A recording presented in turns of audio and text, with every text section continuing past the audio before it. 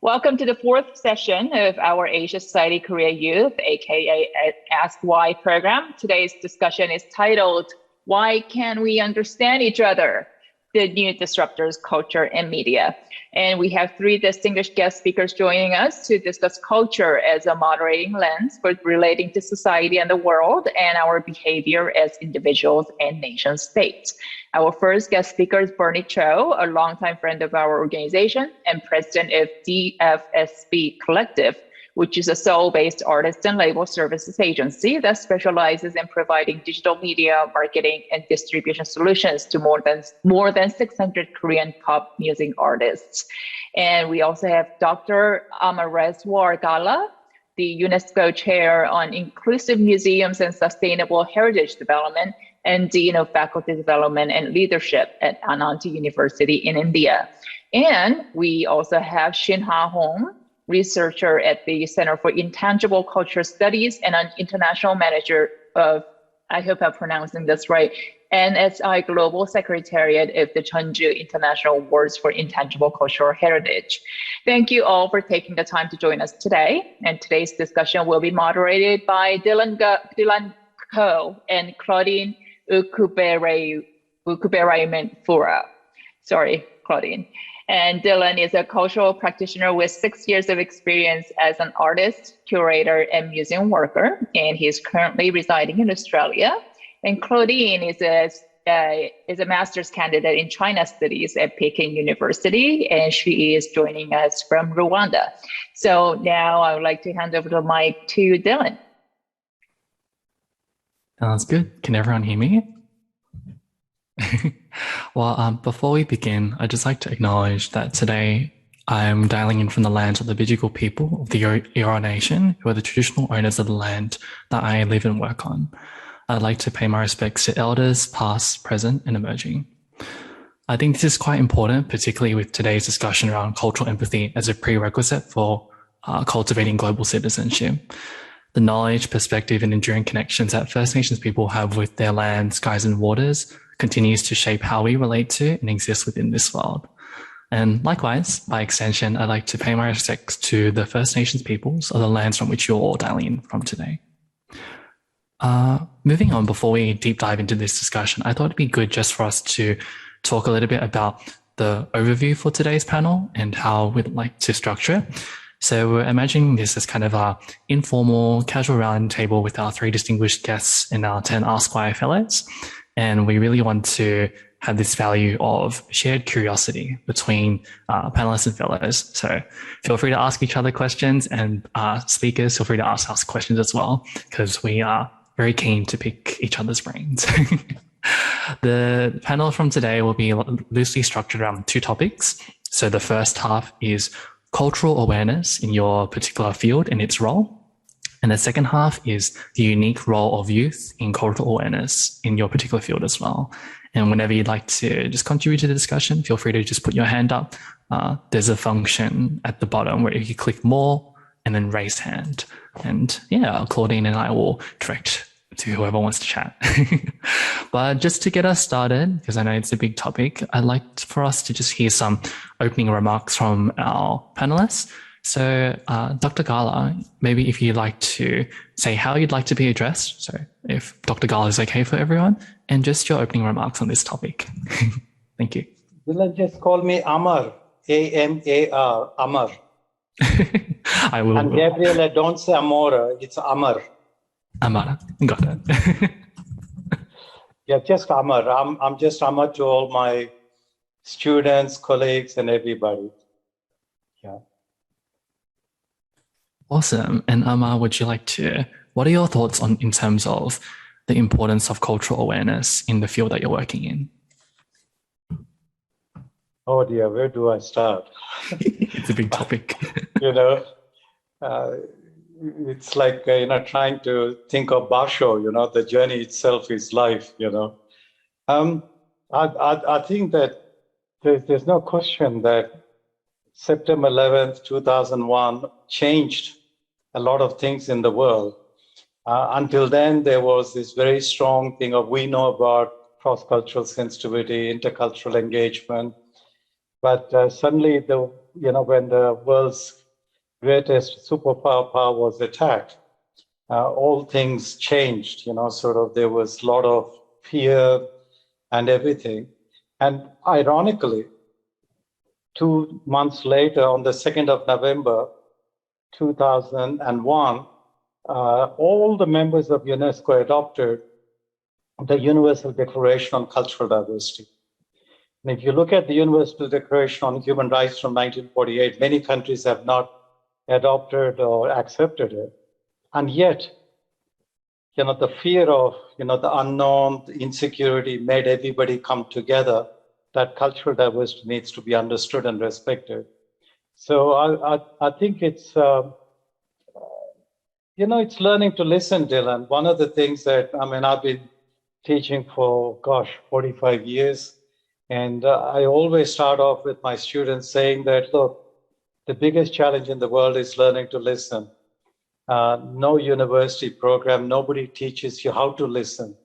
Because traditionally, whether you take Korea, of course, it's Confucian's system I'm referring to, or India, the Guru Sishya Parampara, the teacher-student Parampara, or intangible heritage or transmission.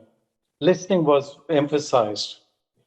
But in contemporary education, listening is not emphasized. So like typically in Australia, as an Australian, people say hello to you, and then the next thing is, oh, you're from India. I know all about it. I've been to India. How long have you been to India? Oh, just for 1 week. Or I've just been to Mumbai airport, and they think that's enough to know about India. And but this kind of lack of inquisitiveness to learn, respect, and honor the other is a huge challenge that contemporary education needs to address. I did, not some time ago, I did a national audit in Australia of people doing cross-cultural awareness. And I found that almost all of them spoke only one language and have only lived in one culture. So the question to them was, if you speak only one language, how do you understand the discourse of the other? And if you speak two languages, it's still us and them. But if you speak a third language, you transition. You learn to negotiate.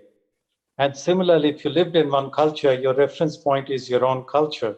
Everybody else is the other. If you lived in two cultures, it's us and them still. But if you lived in three cultures, then you're able to negotiate your position. So I think that what the pandemic has done is made people reconnect with their local communities, because people have been trying to be something that they're not, trying to be more than, like in India, trying to be more white than the white people, or more British than the British, a lot of people, or trying to make money, all the time. But now they had to engage with the local people because they were stranded with the lockdown. So people have learned, thanks to the pandemic, one of the positive things, is actually how to connect with the local communities, how to listen to them.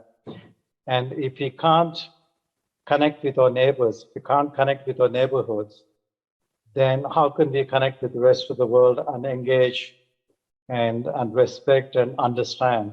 So ISMA is the Arabic word, ISMA.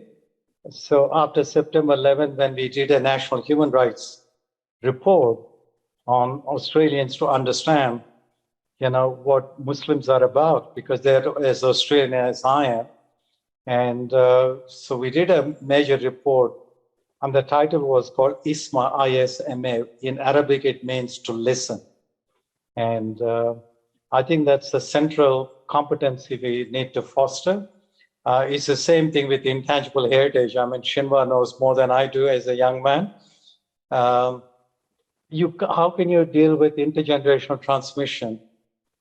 How can you, understand the first voice of bearers and transmitters of intangible heritage elements if you don't know how to listen? So for me, the most important thing is we need to really, really work hard on learning to listen. We don't need hearing aids. We just need the right attitude for listening. That's it from me, Dylan.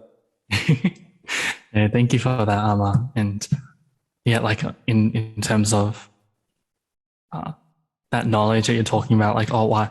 Before when you said, oh, why bring an old man like you to this discussion? And it's because of that embodied knowledge and experiences that you have. We're all keen to hear. So thank you for those remarks. Maybe transitioning over to Shinwha. So Ama just mentioned the importance of listening in terms of cultural awareness. So Shinwha, maybe can you speak to what's the importance of listening and cultural awareness in your role at the Center of Intangible Culture Studies? Sure. So throughout my experiences here as an international affairs manager for the Center for Intangible Culture Studies in Jeonju, I found that the cultural awareness or cultural literacy or understanding is basis of all of my activities in international affairs. And, just what Dr. Galla just mentioned about the lack of inquisitiveness that our generation, my generation, which is the millennials, and the Gen Z generation seems to have, is connected to the technology of today. How we are very algorithm heavy in everything we intake. When I turn on my computer, the YouTube channels that I've watched has led me into similar contents. And before I know it, I've already become sort of localized in my thoughts. And instead of being, comfortable, so you get comfortable in what you want to learn as well as what is interesting to you. Whereas the previous generations did not have this and was able to go out into the world and meet people and question the other language. And that's another thing that I think is very important, is that there is a sense of a monolingual mindset in the West that I've noticed in living in the United States for a long time, where culture is sort of looked at as a distinctive feature of oneself, but it is not celebrated in social settings, or it's rather looked at as something that differentiates you and doesn't identify you necessarily. And so in this setting, in this modern world where we have the technology as well as the monolingual mindset, it's very hard to be literate of other cultures. And therefore, the problem of cultural literacy or cultural understanding is becoming more of an issue. That's why we see many problems in the West of racism, systematic racism, as well as many right-wing politics. So I think for me, the key thing is to I would like to think that I speak 3 languages. One is Korean, the second is English, and third is culture. And the third one I'm honing as my experiences here are still limited. I don't have 40 years or 30 years of experiences yet, but I'm trying my best to understand other cultures through being the international affairs manager here. And today I just, I would like to share some of those experiences with you all. Thank you for that.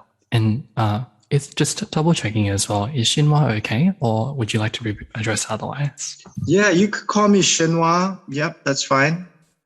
Sounds good. And then finally over to Bernie Cho. How would you like to be addressed? And would you like to share some opening remarks on this topic? Sure. Just calling me Bernie is fine. It's a little awkward when people refer to me as president or CIO or, Deputy. Bernie's totally fine. Mr. Cho's a little awkward because I usually get that either from an angry government official or sometimes a police officer. So Bernie's totally appropriate and fine. Sounds good. For me, it's a huge honor and pleasure to, be here. For me, for full disclosure, before I went down this path of working in the entertainment, media, and music industry, I at one point was an aspiring academic, but I got derailed in my early years. And so, anytime I have an opportunity to not only listen and participate, but in this rare instance, share the stage with, fellow academics, it's a huge, it's a full circle sort of closure for me. But for me, one of the reasons why I was, really moved to be part of this, it wasn't the fact that obviously Yvonne asked very nicely, but it actually had more to do with the fact that even though I'm in the field working in the music industry, where it seems like everywhere you go, it's K-pop here, K-pop there, K-pop everywhere. Obviously it's a moment of it's a cultural moment for Korea where they have a lot of reasons to be proud.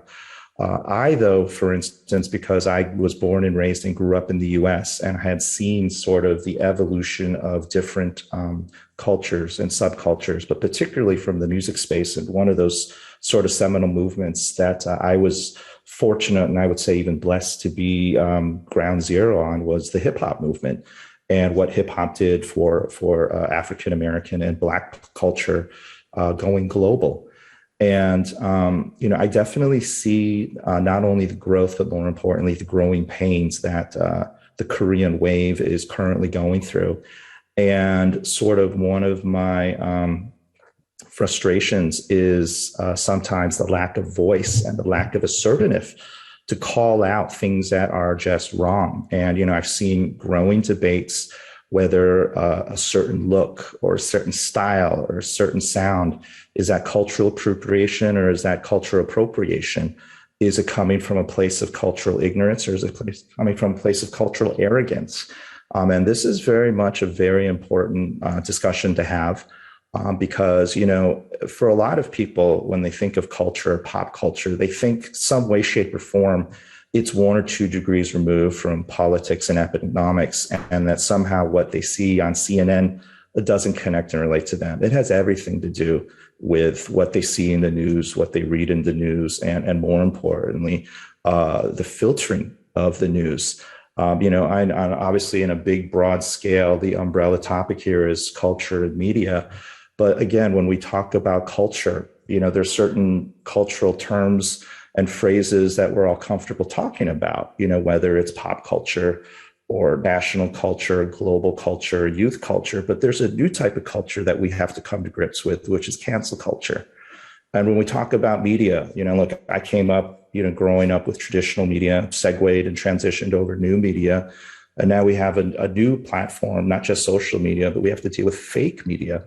And so, really, this is very timely. And as much as I enjoy going to Asia Society events and functions where there are already a lot of very established older leaders, I actually get more enjoyment and more fulfillment interacting and liaising, and more importantly, listening to the new generation, the new wave of younger, aspiring, soon-to-be leaders. So to make a long story short, thank you for having me here today.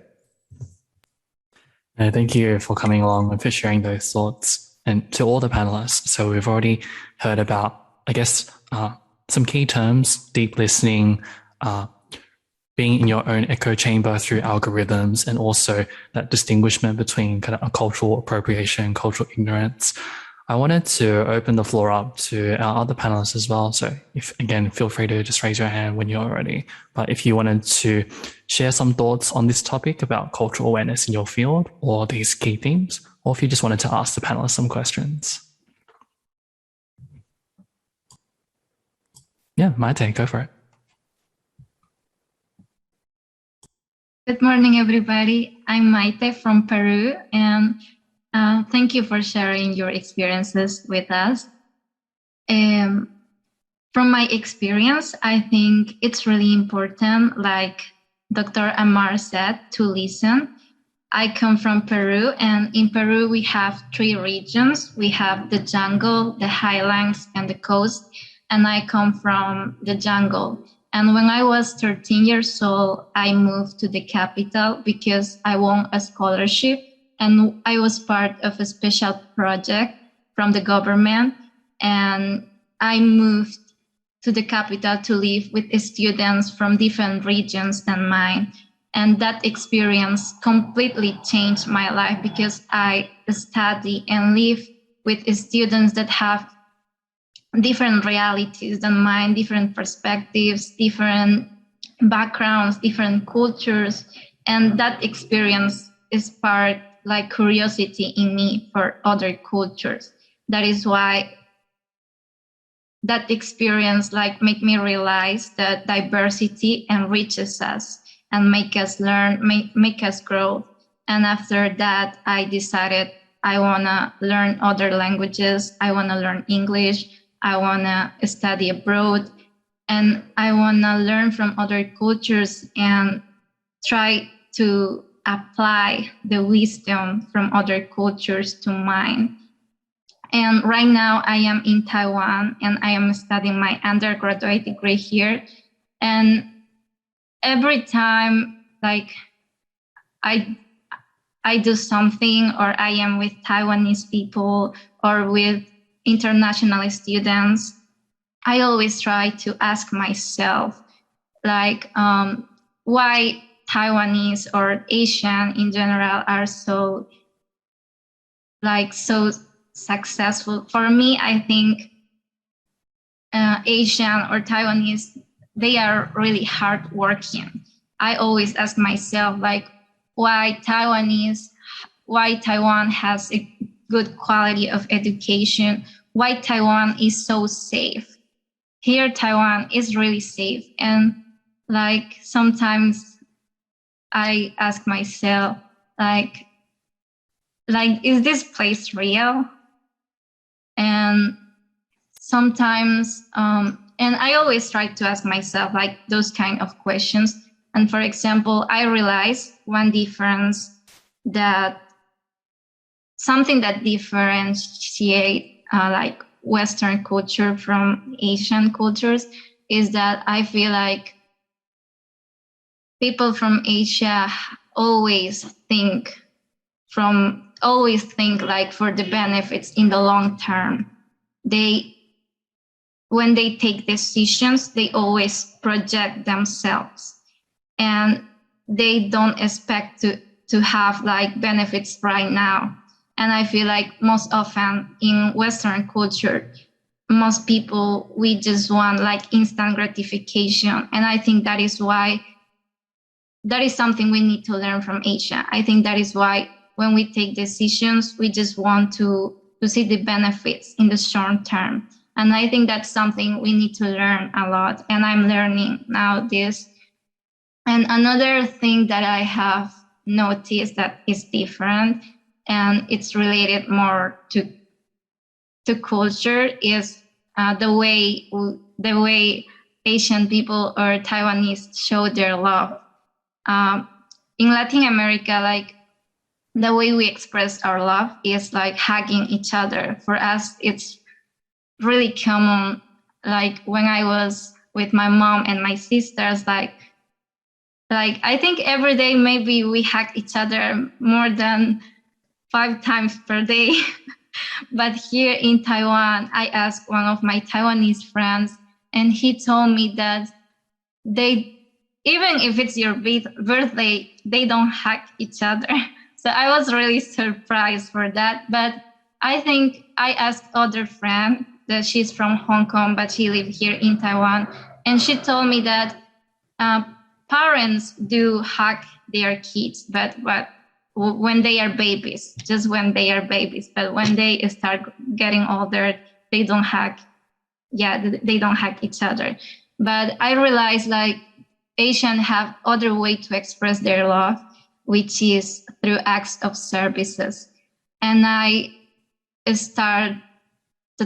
realized, oh my God, that way of showing their love is also valid, it's really beautiful, and it's also really valuable, because sometimes like I have people around me who do small acts of services. They are so kind to me, they are so good to me, and I feel like, oh my God, like this person really cares about me, deeply like loves me and cares about me. And yeah, I feel really fortunate, and I feel like they are hugging me. Even if they are not hugging me physically, they are showing me their love. Yeah, and that's what I wanted to share with you. Thank you. Yeah, no, thank you for that, Maite. And I think what your example really pointed out was like the idea of maybe intimate or micro gestures, which you don't get like a guidebook on, and how you learn these experiences over time when you interact with people from another culture. So maybe as a general question to all the panelists and whoever wants to take this, but can you talk about an example where your, for lack of a better way of saying it, like your initial Lonely Planet broad perspective of another culture or country was contradicted or fractured by an experience in your personal lives? So maybe like you met someone and then you're like, okay, actually in reality, it's not like this. Yeah, Shannon, you want to go for it? Good morning. So I'm from Pakistan, and I studied in Asian University for Women at Chittagong, Bangladesh. So I will share my experiences about the experience which I had in my university, because there, like, we have more than people from more than 20 countries. So in my country, so like in Pakistan, we mostly study history books, where we always study a very biased history. Is, you know, we know the history is his story, so it may be biasness like in history books as well, and even in media. So our topic today is media and culture, and in media we mostly see news is like very controversial news is about countries. So I will give my example here. So when I went to Bangladesh, and we had one of courses, and then there we saw a movie which was about Gandhi ji. And then that was the first time in my life I learned that Gandhi was a non-violence leader, because in our history books and in our media, we mostly see that India did this to Pakistan, and India that happened, and because of this all of the blame shifts to India. But when I went to Bangladesh, and there were students from India, and then when I met them and when I talked to them, and in my perspective totally changed, that how we were perceiving them back in our countries, and when we personally met them, how the people are different, how their culture is similar to ours. So I think that beyond these biasnesses in our history books, and beyond these the controversial news in our media, we actually have to meet that person, meet that specific people. If we cannot, for example, go to India as a Pakistani, we cannot go to India, and Indians cannot come to Pakistan because of some political issues. So we can meet in universities, or we can meet in another platform to mitigate the issues like that we are facing. And even when I came back to Pakistan, even the kids here are asking me that you were with Indians, right? And I'm like, yeah, I was Indians, and there are people like us. And they were surprised and shocked when I share my experiences, that Indians are like people like us. And I mean, they are so nice, and whatever we learn in our history books and in media might not be true. And we actually have to meet people and learn how they feel about us, and then how even this can be happen because because of our history we had in our head, and then we see people through that lens, and there might be controversies and hatred among people, but we have to overcome that by meeting them personally. Yeah, that's it.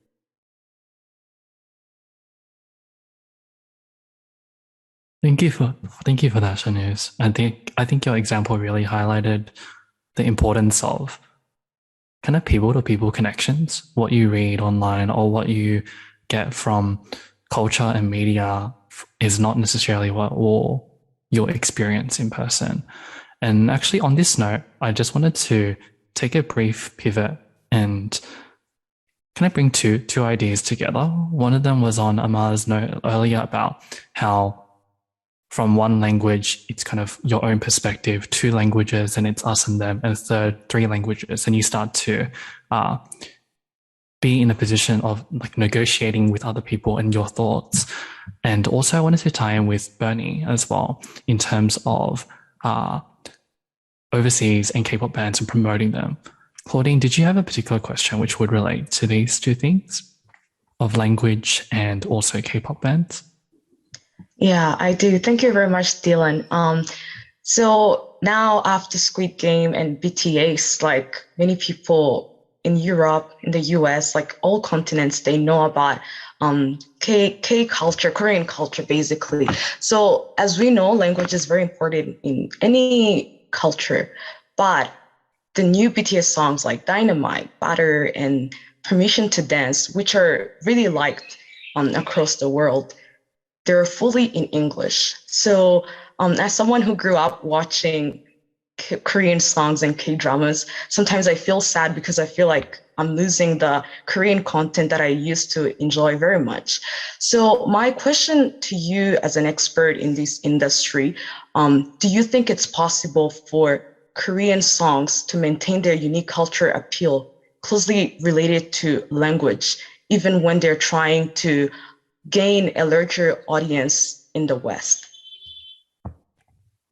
That's a great question, and I'm glad you asked that. This is something that I hear very loud and very clear from fans and a few critics. And this is something that I've been not only studying, but more importantly, I think my stance on it has really evolved over the years. For those of you who might be a little bit rusty, the word lingua franca, as Latin or as European as that sounds, the real lingua franca right now is English.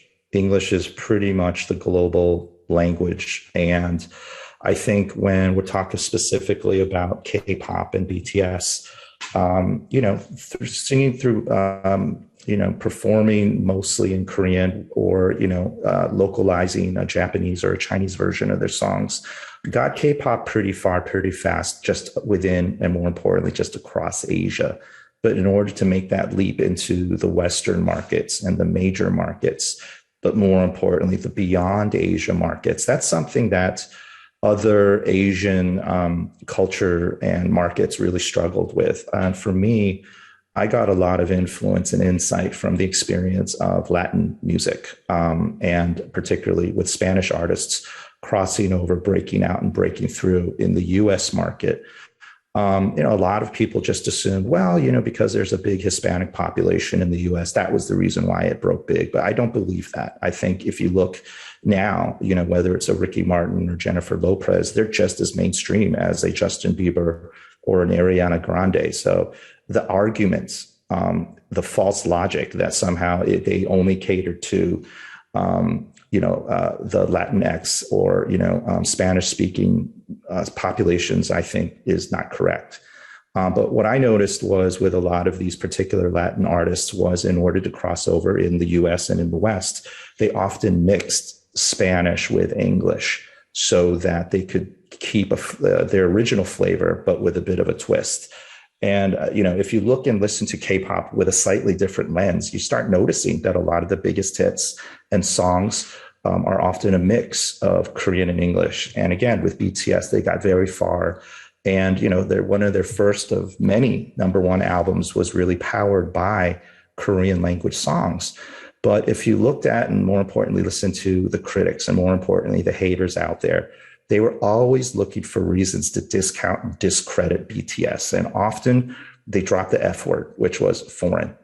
And I think with BTS and artists like BTS, in order to overcome that last hurdle, to really sprint that last mile, to go #1, go big, go mainstream in a market like the US, they had to prove to everybody that, hey, If you don't want to treat us like a pop act, we're going to go pop and we're going to go bigger than your current pop acts. And so I think they did it vis-a-vis through singing entirely English songs to really prove that they have just as much talent, just as much skill, but more importantly, just as much popularity.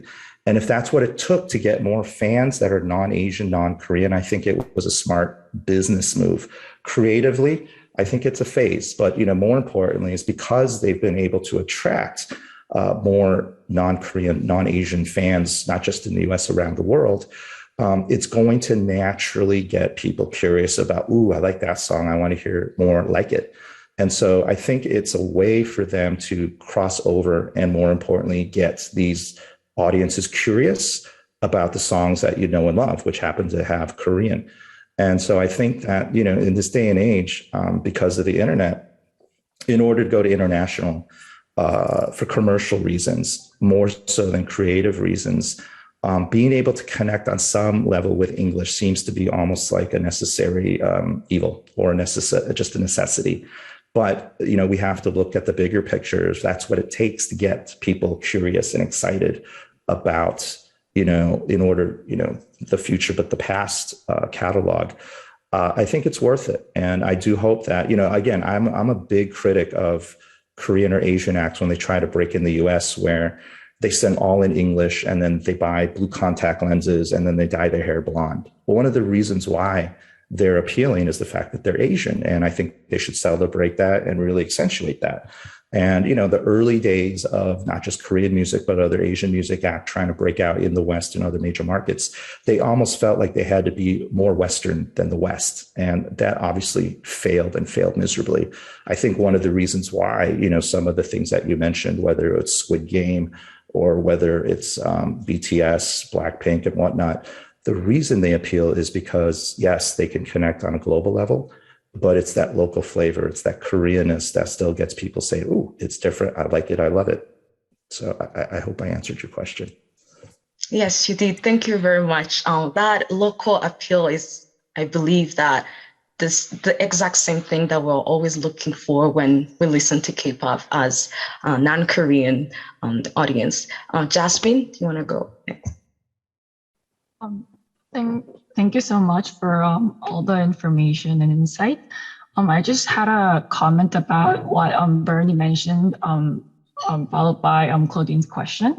So I think when it comes to Korean artists, or in that sense, any kind of different language, like artists that speak languages, try to adapt to like American or Western culture. I do agree that it is very much of a business mind. And I think if that's what it takes for the culture or the language to be more, announced and popularized, and I think that's a good method. But what I do want to focus on is a depiction of certain culture in movies, right? So we do see, whether it's like Hollywood or whatnot, there's a false depiction of certain culture or certain nation in TV dramas or movies and all sorts. And I think that happens quite a lot in Korean drama as well. Like in Korean drama and Korean movie, we never had other cultures or other races to kind of fact check how we depict certain culture or certain countries. That there are many times that it is it is really never fact checked, right? And I really don't think like producers do it out of like ill intention. Rather, it's based on a cultural ignorance. And I think in Korea, since it's such a homogeneous society, I think it's very difficult to maybe hire different crews from like different countries or different experiences. And I know Dr. Amar mentions about like how you have to like be involved in 3 cultures to really negotiate your positions. But I think that's really difficult in Korea because I think most of Koreans are exposed to at least 2 cultures because we're so like heavily influenced by Western cultures and Western societies. But I think in order for like Korean who's living in Korea and have like an average life to experience like 3 different cultures, you really have to put yourself out there. And then you really have to have that eagerness to experience more than like what you're exposed to. And I think the problem of I think there's a rising criticism about Korean movie or Korean drama not really having, cultural awareness, like not really like recognizing differences in cultures or, histories of different cultures. So I was just wanted to raise a question about the issue of, rightful depiction in movies and drama, and also like if this is out of cultural ignorance, and if it's really difficult for average common people to be exposed to those diversity, what would be a possible solution? Or it could be from your experience, or it could be from your insight. So I just wanted to raise a question about those two. Yeah, thank you very much, Jasmine. Would any of our panelists like to take this question?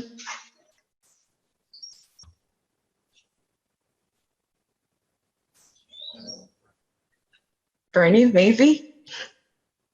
Yeah, I'm going to defer to Shinwha, because that's probably the coolest Korean name I've heard in a while. So thank you, Bernie. Take it away. Wow. Well, so I am a Korean national. I studied in the United States for close to 20 years. I've also lived there. And from what I know of Korea, from what I grew up on, my media, the dramas that I watched, and it's very close to how Jasmine, is that right? Jasmine just described. A lot of depictions are inaccurate because 98% of the population is ethnically Korean here. And it's only natural that the media just reflects that. So I don't know how we could break out of that to become more inclusive. But what I think is that to know others, you got to know yourself.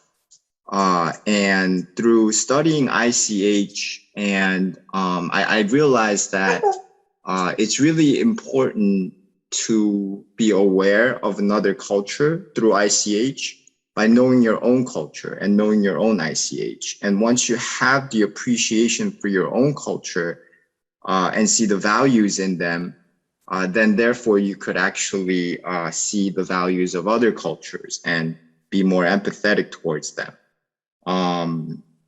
Sorry, Shinwha, just a quick question. Just Yes. for our other panelists, would you be able to give like a brief rundown on ICH and what that is? Sure. I know there's, Dr. Galla, who is actually one of the founding members of the 2003 ICH Safeguarding Convention of UNESCO is here. So he's probably going to have to correct me on this. But for me, what ICH means, it stands for Intangible Cultural Heritage, are three things. One is that it's closely linked to my cultural identity. Two is that it's my cultural autonomy.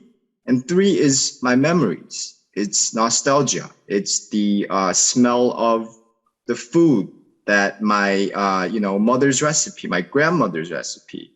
And it's very familiar. It's something that is very close to me and it means a lot. And knowing that this notion of ICH, the point of valuing ICH is to have this universal appreciation for them. So when UNESCO, when you get inscribed into the list for ICH, and you see all the list of different ICHs around the world, you can make the connections that it's not particular to your land. It's actually everywhere else. The practice of ancestor worship, otherwise known as Chesa in Korea. There's forms of that in Africa. There's forms of that in Europe. There's forms of that in Latin America.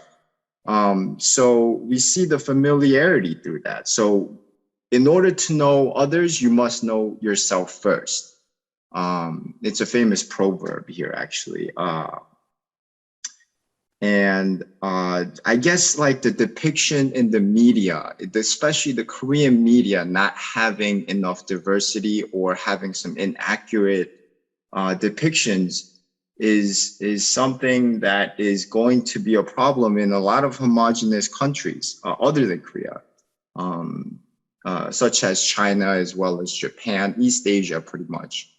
And then I see some cases of diverse multi-ethnic nations have similar problems as well. So it's actually, I don't think Koreans do it out of any malice or any sort of way. It's just that we just don't know. There's just not enough exposure to diversity here.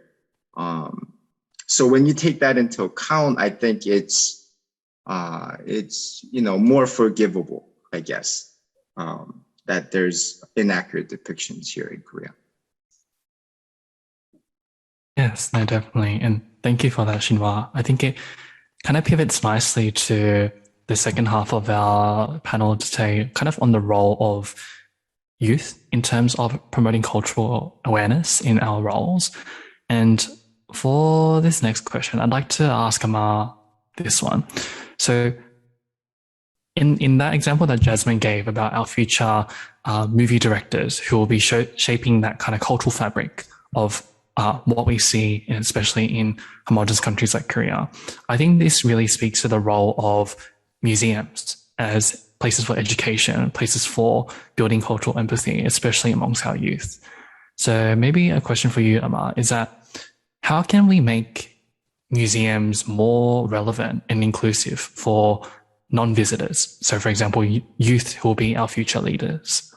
And yeah, over to you, Amar. Thank you, Dylan. If I could first make a couple of brief comments on what Bernie, Shinwha, Jasmine, they all mentioned. I think it's important to, I was born, brought up and educated in India, even though I worked, most of my life in Australia, Denmark, South Africa, and Afghanistan.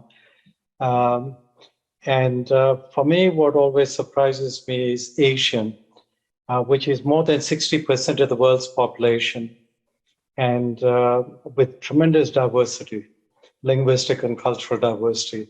So I would refer back to Amartya Sen, the Nobel laureate, his argument that we have many identities, we have many peoples, but we're always trying to be something that we are not, very often.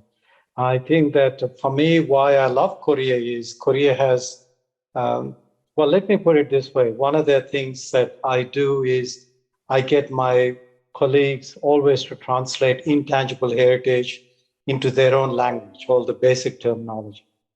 And they struggle. They always come back, they Google search, Google Translate, and rather than actually think in their own mother tongue.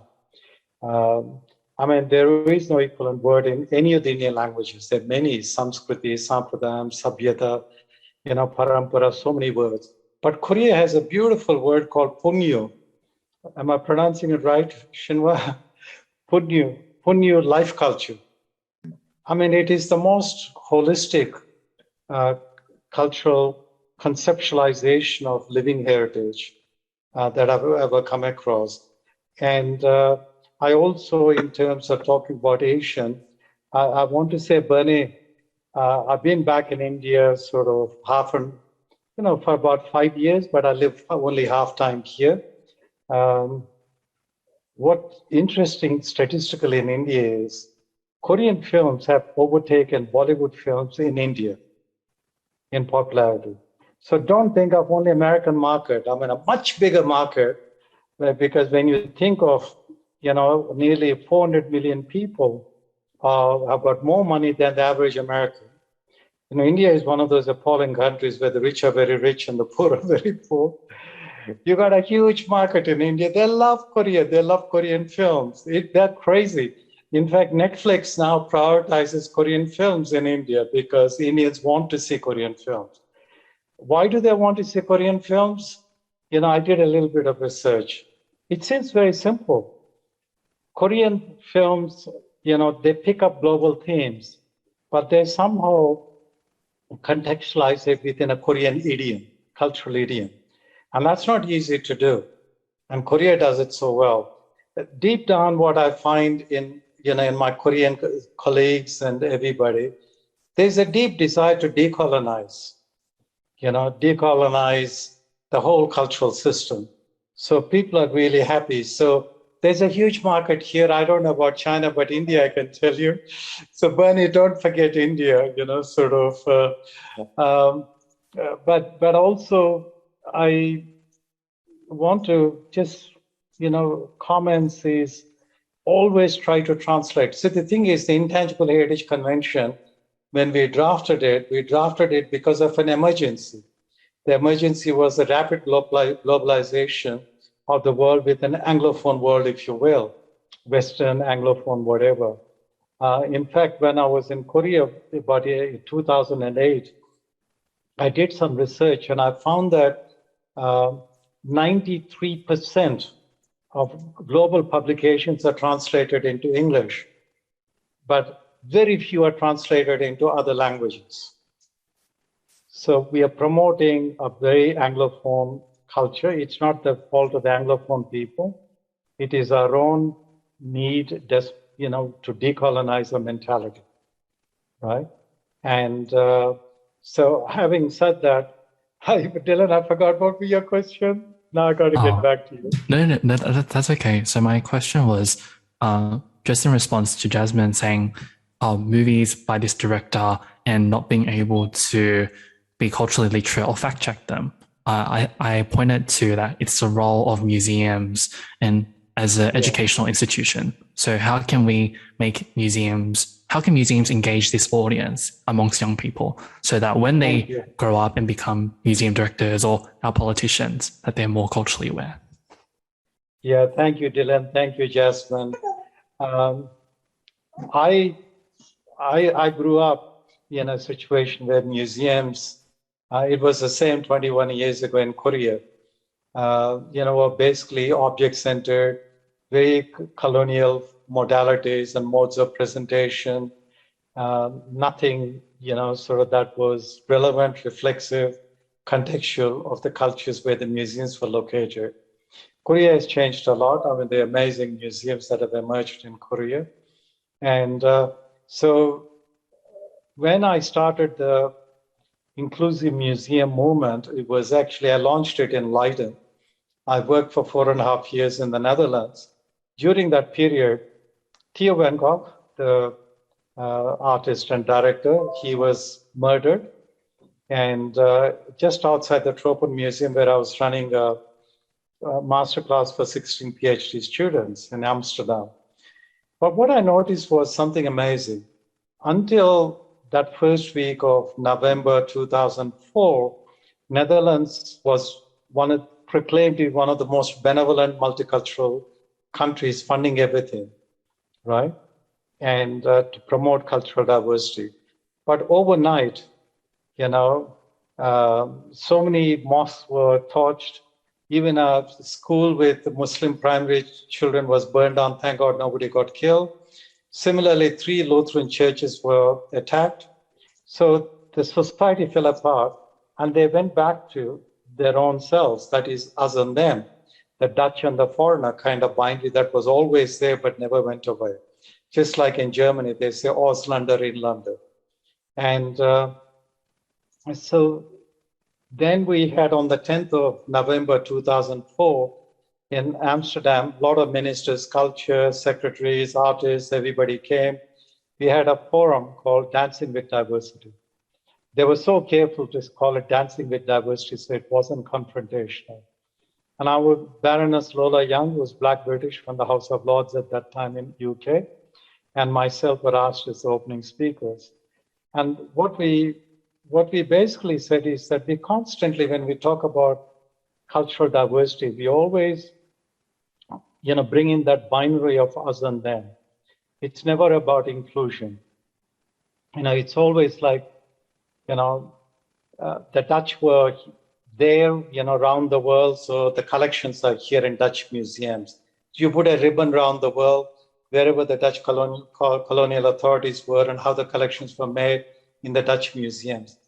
But the museums never connected with, the Dutch were there, so the people are here. So there are people from Malaccas, Morocco, India, so many countries where the Dutch colonial authority power was there, but they never connected, they never triangulated. So I got a special dispensation from the Dutch cabinet to experiment with this. And when I was doing it, I realized the problem is that the definition of a museum itself, it's so object-centered, so Eurocentric.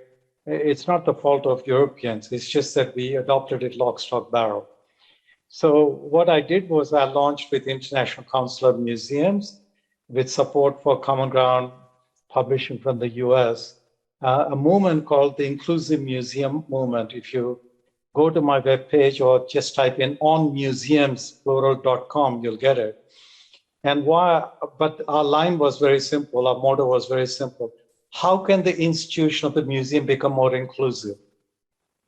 Not be prescriptive, because it could be like even in Korea, if you go to the Mask Museum in Andong, and if you go to the National Folk Museum in Seoul, they're very different kinds of museums, and the National Museum is very different kind, very object-centered, with 17, I think, branches now all over Korea. It's based on national treasures, tangible treasures, very different. And so all I wanted to do was form an international advisory, which I did through the international advisory of the International Council of Museums. So democratically, we brought people from all over the world together. Okay, let's go. How can the institution of the museum become more inclusive or become inclusive? And so we have more members in our network than ICOM or even UNESCO network. And but most of them are young people. Nearly 50% are below the age of 30. So then we did some research. What is it? Why are we so popular with young people? Because we are listening. We created a platform.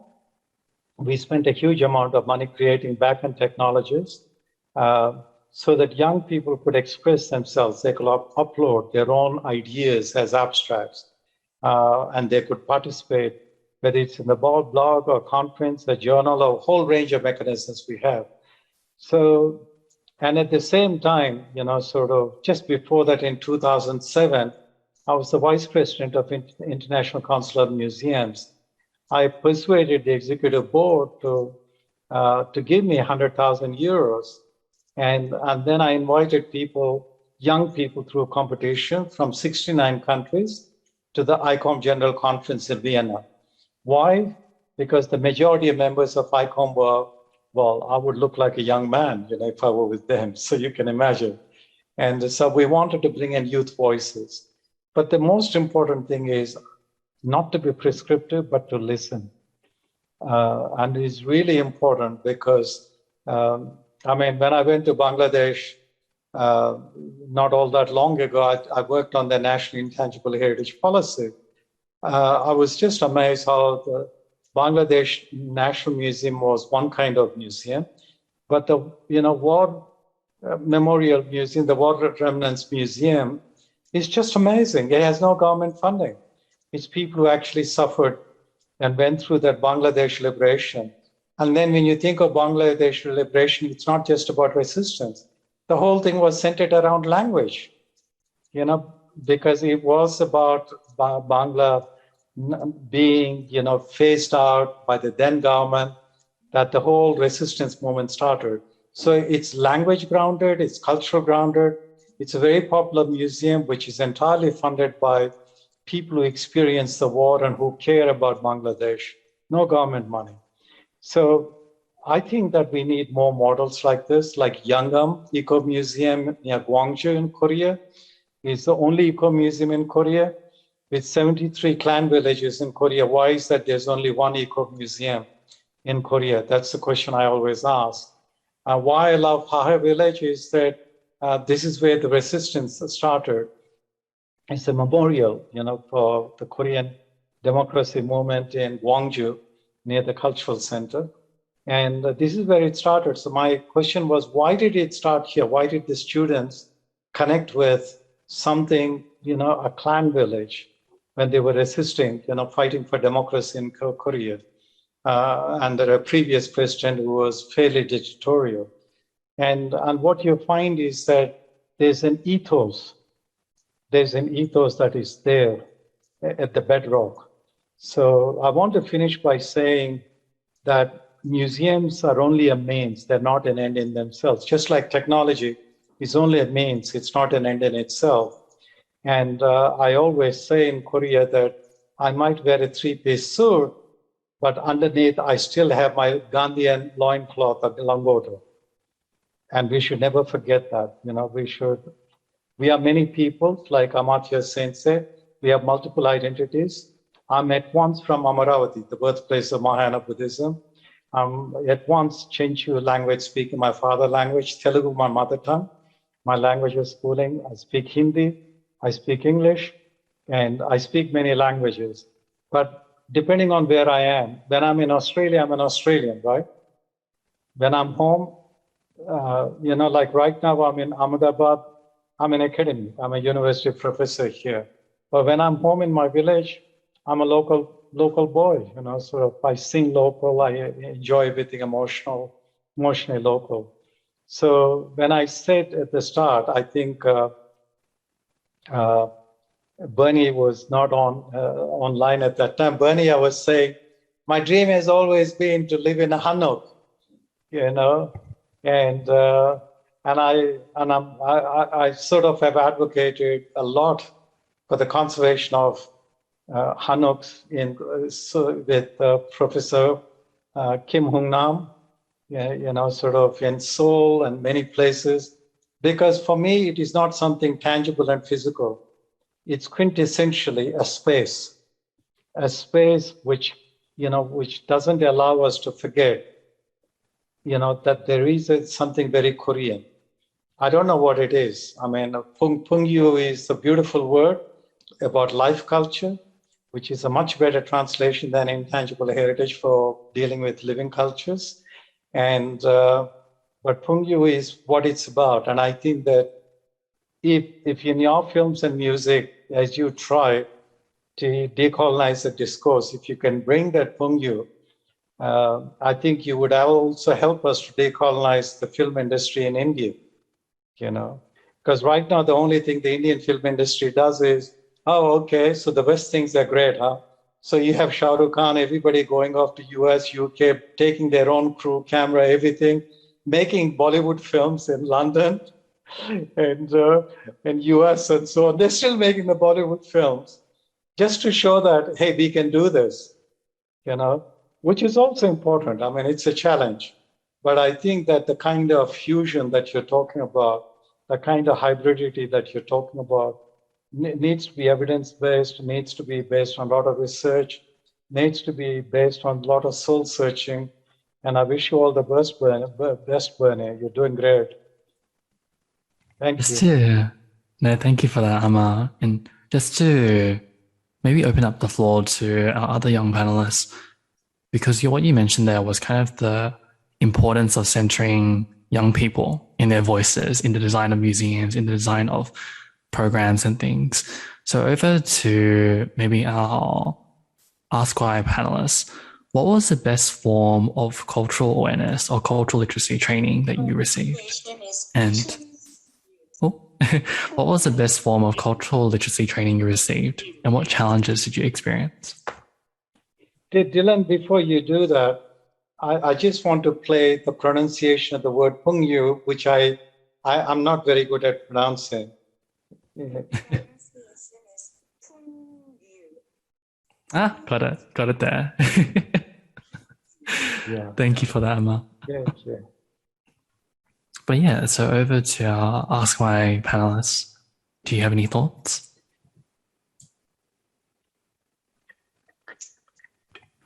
I'll just jump in real quick. Thank you, Dr. Galla, for that insight. I've been very lucky in the sense that as I saw the growth and development of K-pop over the years, actually, it's almost borderline over the decades.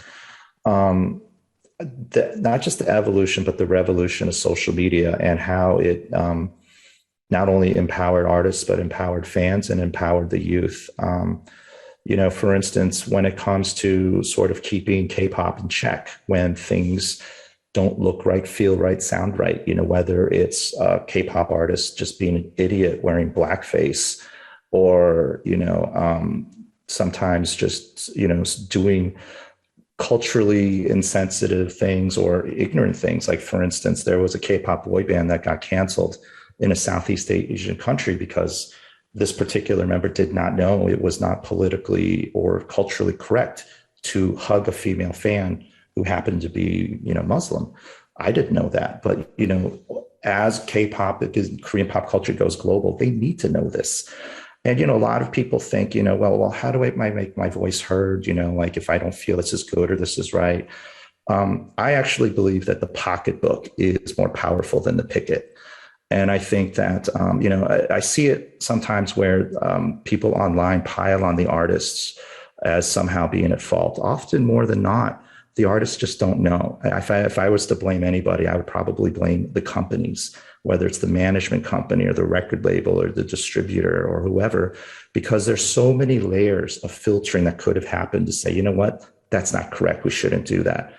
So I definitely think that, for the youth out there, that picketing through boycotts, picketing through the pocketbook, in many ways, that is the louder signal to make change happen.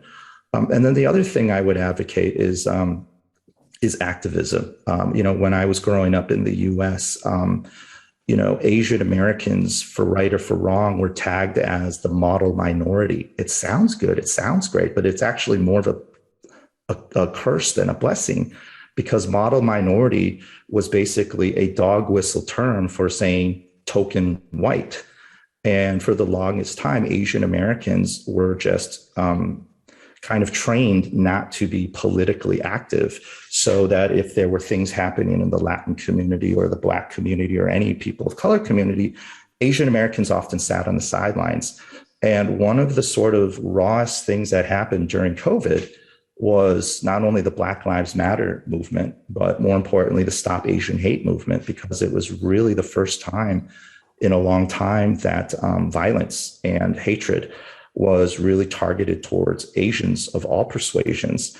And I think really it was shock therapy and shock treatment for Asians and Asian Americans to wake up, to realize that they can't stay silent, they can't stay quiet on issues of, as from cultural stereotypes to representation to violence. And so I think for those of you out there, in addition to having cultural appreciation, activism, I think, is incredibly important, because that's the only way you're going to have change happen. Because if you have other people dictating how you're supposed to look and how you're supposed to sound and how you're supposed to be, more often than not, those depictions are going to be from a position of superiority and inferiority. Through activism, you got to figure out how to level the playing field. And so, I think that, one of the refreshing things now about the fact that, platforms like Netflix or be it Spotify is showing so much spotlight on music or culture, pop culture stuff that's not, American, is a really good opportunity to stand up, but, speak out. And I think that's something that, if I was to just say one thing is, the spotlight is on anything and everything cool, hip about not Korea only, but Asia as a whole. But rather than be complacent, I think this is really the right time for those of you out there who are, far younger than me, thank God. This is the right time to speak up and speak out. And more importantly, if you don't feel something is right, there are many ways to get that point across. And that's how change happens. And again, from what I've seen in the industry is, if a politician says it's not the right thing to say, or if an academic, no offense, says it's not the right thing to do, often that gets ignored. But the moment consumers and fans stand up, speak out, and then more importantly, even boycott, that sends a very loud, clear signal to not just those particular parties, but to the industry as a whole. But we shouldn't go down that path. So, yeah. I will defer to anyone else out there who has some thoughts on it. You prompted something for me very quickly, if you will, Dylan. I was for 5 years on the National Board of Executive Directors of Australian Radio, Television, called SBS, Radio and Television. And one of the things that I did, because our spread was not that good, I wanted us to be relevant to young people. We have programs in 68 languages, news are in 68 languages, but we wanted to be relevant. So what I did with the help of the board and the management, a whole weekend, we got young people to take over the radio, television, everything. You know, it's like Occupy Wall Street, long before Occupy Wall Street, long before. And that was revolutionary for us, you know, directors and management. We learned so much from young people when they took over, because they was far more professional than anybody ever imagined. Because people don't think that. They were far more professional, excellent. But what's really important is they took ownership. They took how important this is, how important the media is, how important television is, how important independent programming is. And they took it very seriously, and they gave it their heart and soul. So that was a turning point for us. And I think that kind of, like you say, we need far more radical ways of making disruptions or interruptions, if you will. And so I still believe that, you know, that youth voices are not being heard in intergovernmental forums, in museums. In Denmark, we did some recent research. We found that only 23% of museums had any relevance to young people. Young people find them boring, you know. And but we curators, we think, oh, we're wonderful. But why is that young people are not engaging with museums in a country like Denmark? We need to ask those serious questions. You know, why is that in museums in Seoul, when you go there, you find a lot of people, a lot of children, but they're coming like sheep. You know, it's part of their school program. It's picnic day. You don't have to listen to your boring teacher, right? So it's great to go to the museum, get a nice lunch your parents packed. Have a great day without school. But what is it that they're learning? You know, so Turkey did something amazing. They started a project called Museum Ads. So they got all the museums to be taken over by year 12 students one weekend, which made them think differently. But anyway, we need radical interruptions, and I think Bernie is advocating. I'm with him. Yeah. No, thank you for that, Amar and Bernie. I think we also have Loic and Hua who wants to comment on this topic. So maybe Loic, if you want to go ahead. Yes, thank you very much. First of all, Amar, Bernie, and Shinwha, thank you very much for very interesting insights. It's great that you take the time to share your thoughts with us. It's very valuable. I'll first maybe just give my 2 cents on the topic and maybe also ask some of the questions that maybe either of you can answer or discuss after Hua Kyung's comments. And it kind of relates to how can youth preserve culture and the role of the internet in it as well. So my take on it is that historically culture was shaped a bit, it was self-evolving. It had a much more of a community aspect. We'd have a local identity to a language to your certain area with relatively few mobility and shared experiences within a zone that would really shape a culture. And that with, you know, long distance travel becoming a thing and long distance communication as well, with maybe 100 years ago, the telegraph, people have become a lot more interconnected, have shared a lot more between cultures and have mixed. And I think at a gradually increasing speed as well in the past 20 years with the internet.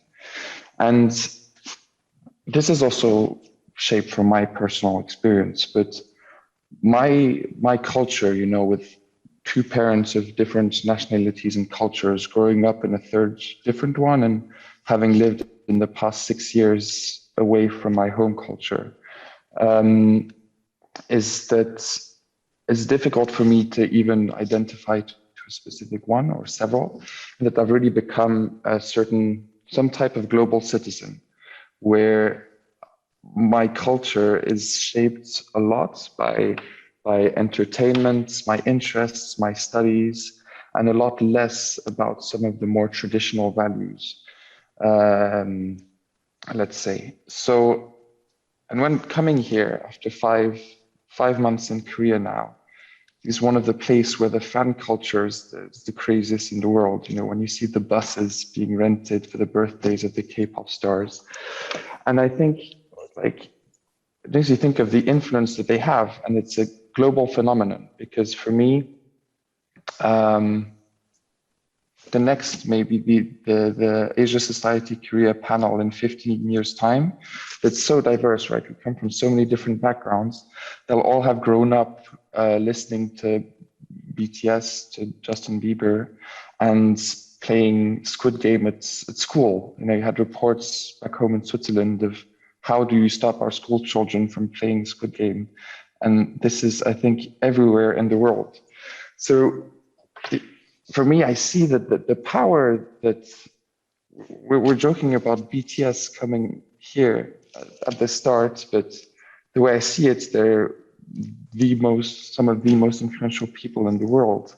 So I'd say my first question would be how aware, how are they of shaping global citizens, these stars? Is it a threat to have such, and I mean, it's not limited to BTS, but it's any cultural movement that's nearly global on the internet now. Is it a threat that it's so centralized, especially to maintain culture, to celebrate it? And maybe to answer on Dr. Galla's point as well with the museum, my answer is a bit of the internet as well, is that we have all this information, this culture that's handed down to us every day, ping, ping on the mobile phone. And it's really sad. I haven't been to enough museums in my life, I think, because I have the mentality that if I'm interested in something or want to know something, I can know it straight away on my phone. And I haven't really maybe taken the time personally, as a young person, to celebrate it or respect it enough. Yeah, so that's my opinion on the matter. If we can get around to answering it later on, having such an outreach would be great. But I guess I'll hand over to Hua Pyong now. Thank you very much. Thank you very much, Loic. Maybe, sorry, before Hua Pyong says his point, I think Loic mentioned something very important, like how he say that now that BTS and Squid Game has become very popular, but these phenomena can actually lead to a certain way of feeling threatened by a foreign culture. And I've seen that some schools were worried that kids are playing Squid Game at school, not just in Korea.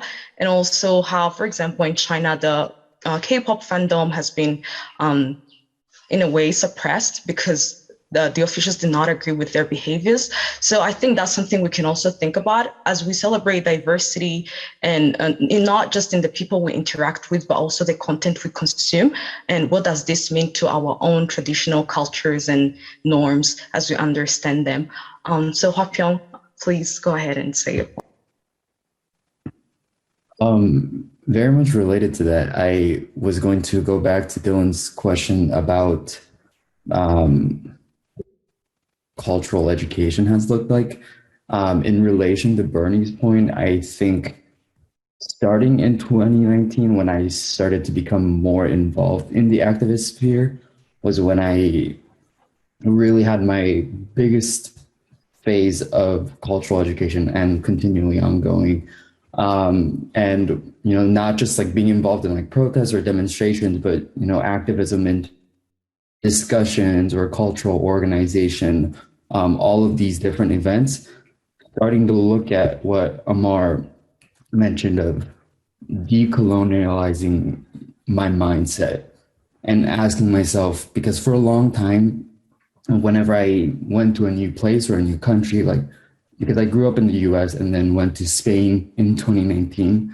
And I at a new place, you really have to wonder what is your presence or just relationship with this new country. And I think for a while, I took that responsibility upon myself to wonder, how can I dilute my cultural presence to make sure that it's palatable to the people there? But then after I started to question more about how I my mind, especially in relation to the other activists who were being so much more bold and courageous in their cultural presence, I had to reevaluate my relationship with my own culture. And I think it is a really difficult process that's continually ongoing. But yeah, I do think that my with the activist circle has had a really big impact on my cultural education. Yeah, no, thank you for that, Hua. And this idea of dilating cultural presence, I think it becomes even more complicated when we talk about that idea of cultural identity. And then where does your cultural identity sit in multiple countries?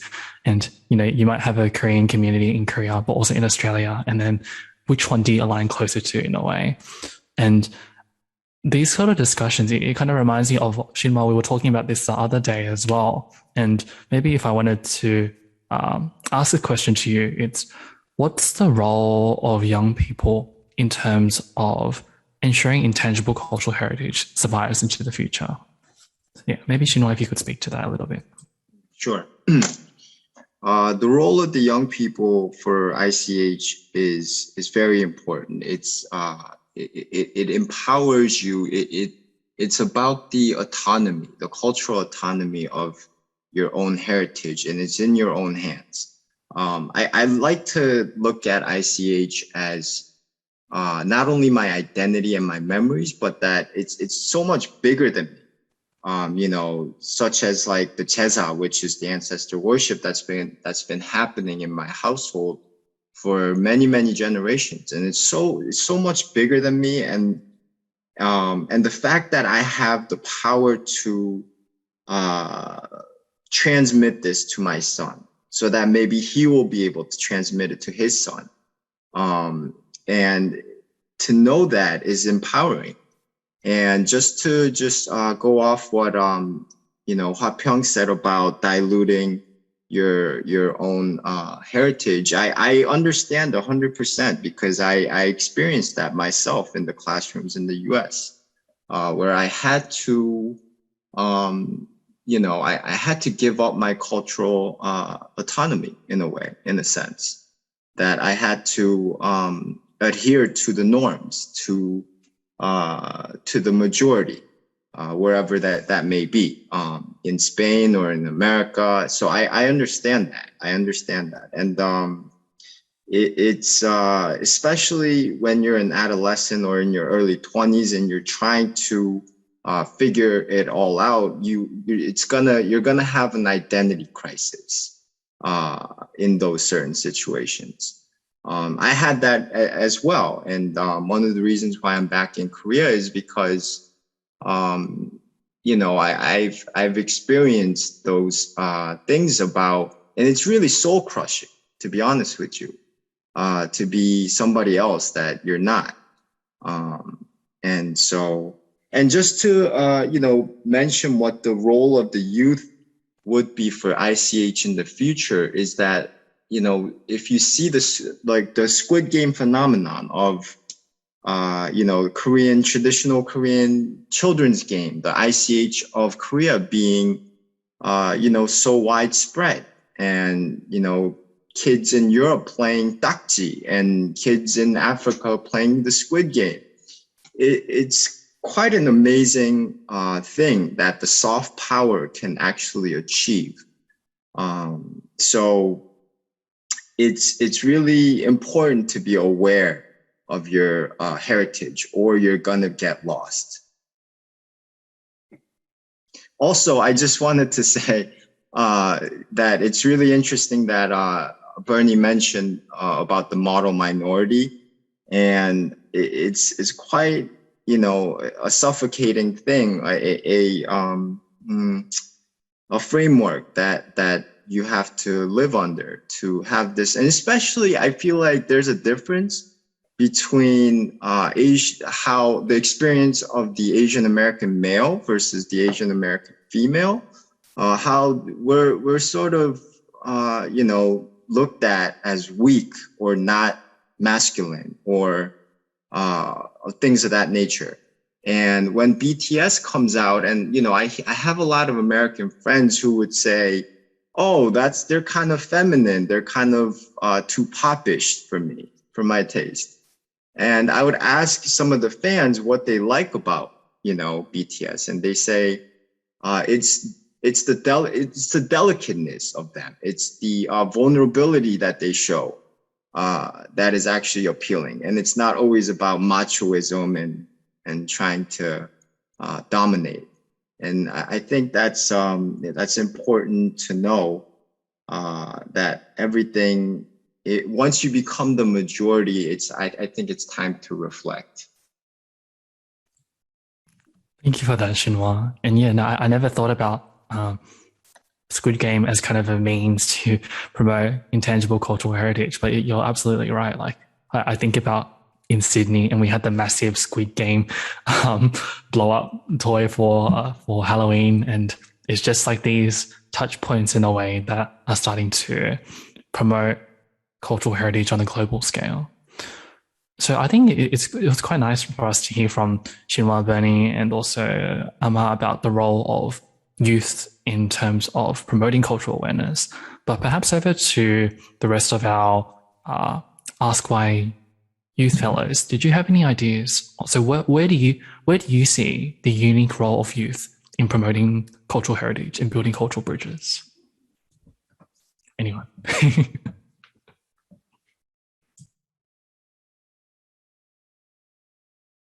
Yeah, Mark, go for it. Thanks, Dylan. I feel really out of my depth today, but I don't have any sort of training or deep, reading in cultural studies. But I guess one thing, and I think a few people have sort of touched on it, for example, Shanuza's comment about India, Pakistan, the history, these sort of national histories. And it makes me think about this distinction between high and low culture and sort of, I don't know, because also when people say, for example, about Korea, it's a Confucian society, there's a collectivist mindset, but then in reality, it's hard to kind of see that here a lot of the time. Beyond someone's immediate family or very close group of friends, there seems to be essentially no connection with the wider community. So I sort of see like a lot of contradictions between what you sort of hear or read in, school books, or what sort of governments or national institutions promote, and then, a low culture of what people are actually doing. Because this was also, I think Maita was talking about this Western issue of, instant gratification, and that's obviously, tied up with consumer capitalist culture and whatnot. But I think that's also even more extreme here, this Korean concept of like hwakeng for young people, like this small, being satisfied or happy with like a very small thing. It's such like a short-term reward, I guess. So I don't know, in terms of like what young people can do, I'm curious, I guess this is a broader question about, does this have to be a sort of coordinated and concerted effort by young people to maintain and promote culture? Or is it something that sort of happens organically and is shaped by the broader conditions in which we live? I don't know. That's sort of one thing I wanted to raise. And then just another very quick point, because Dr. Galla mentioned it at the start about language, and we were talking a bit about this. And I grew up in Australia, and the language education is just atrocious. And I don't know if it's changed much, but I think unless you come from a background where you speak in the household, you speak a language other than English, there is literally zero opportunity. I was in primary school, there was nothing. In my high school, there was nothing. And in my last years of high school, we could learn Italian once a week. And like, Italian's a beautiful language, but the connection between Australia and Italy is a little distant, and it's not I don't quite understand the utility of this. So I think it's also, there's a role for, I guess, governments in that sense to sort of facilitate this and provide funding as well for, we're talking about museums and other cultural institutions. So yeah, those were the two kind of main points I wanted to make. Thank you. Yeah, no, definitely, Mark, I can second that in terms of the infrastructure for language is pretty much not there. And, but yeah, I think I just also wanted to, just before we move on to closing remarks, just leaving the floor open for everyone. Like, if you have any ideas or even an answer to Mark's question on coordinated or uncoordinated youth action. So what is the unique role of youth in promoting cultural awareness? Does anyone else have any comments on that?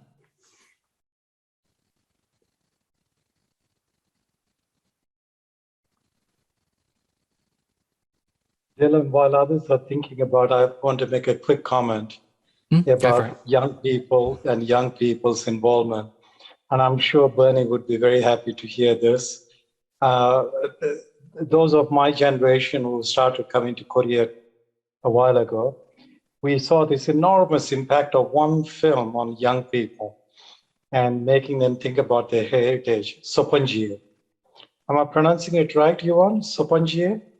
And Sopanjie, and how Pansori, the awareness about Pansori became overnight, and Sopanjie got the young people, high school students, college students interested in the living cultures of Korea. Am I right, Shinwha? Yes, 서편제. Yeah, 서편제. Yeah. Mm-hmm. Mm.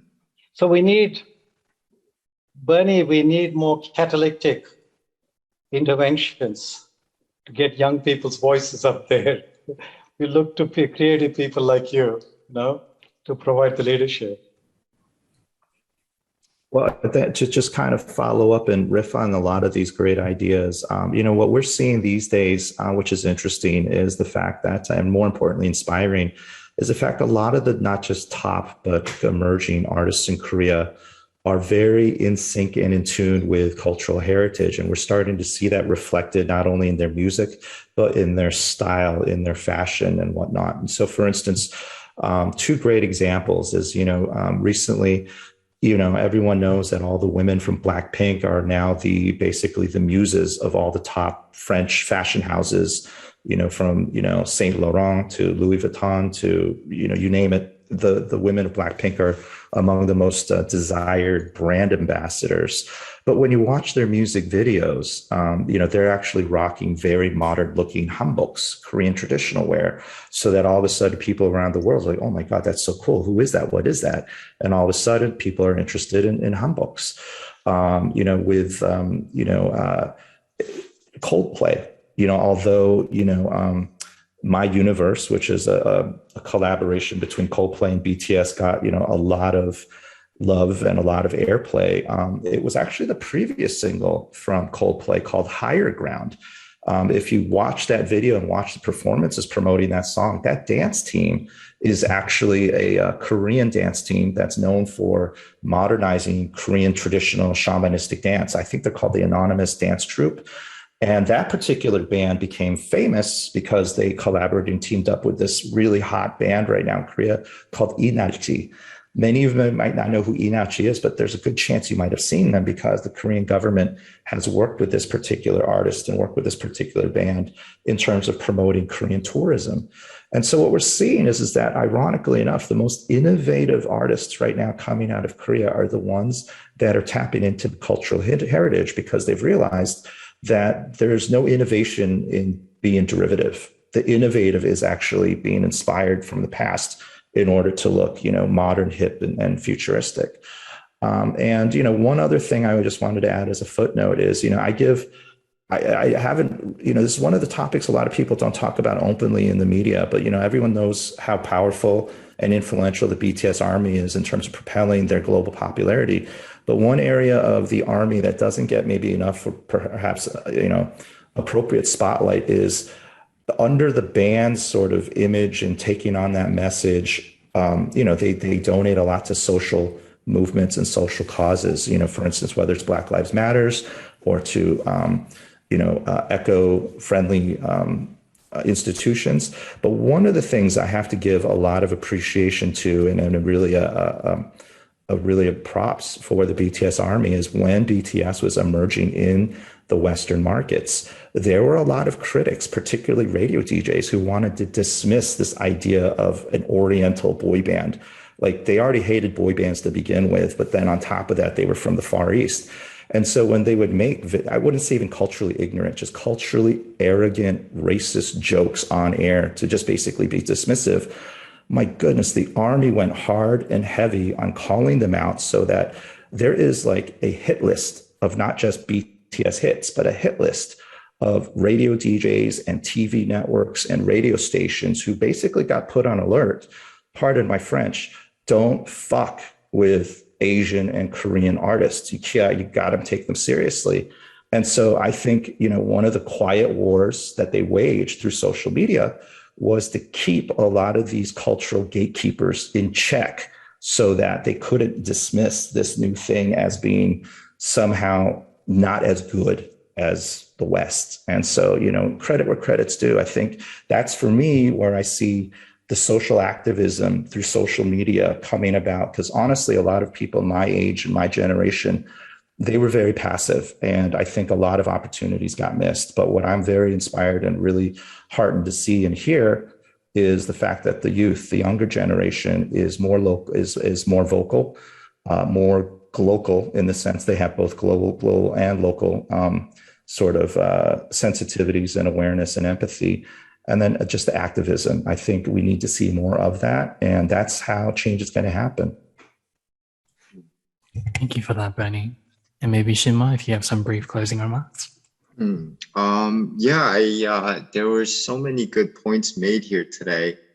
I guess I just want to bring back the notion of the importance of the ICH for the youth. It's interesting that Bernie just mentioned that the artisans and the artists are actually turning to tradition, cultural heritage for their inspiration in Korea.